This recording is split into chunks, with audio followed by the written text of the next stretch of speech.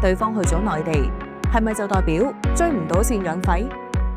你可能以為對方走咗佬就無計可施，呢個其實係好多人都會有嘅一種誤解。隨住新條例生效，相關法律保障係可以跨越邊境嘅。今次就話你知跨境追討贍養費嘅法律保障同埋點樣行。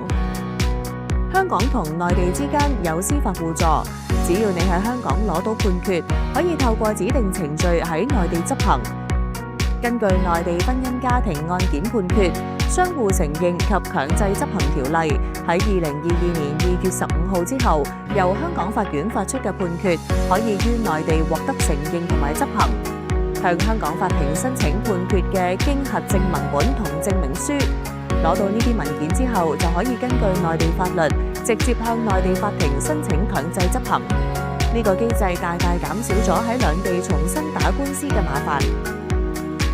跨境追討程序複雜，涉及到兩地唔同嘅法律體系，你亦可以諮詢有跨境執業資格嘅律師，等佢哋幫你解答疑惑同搞掂手續。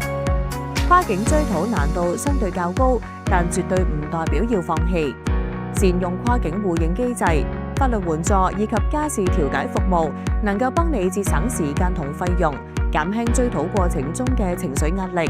同時最大限度保障自己同埋仔女嘅利益。希望以上介紹嘅內容會對你有所幫助，保障自己權益，由行動開始。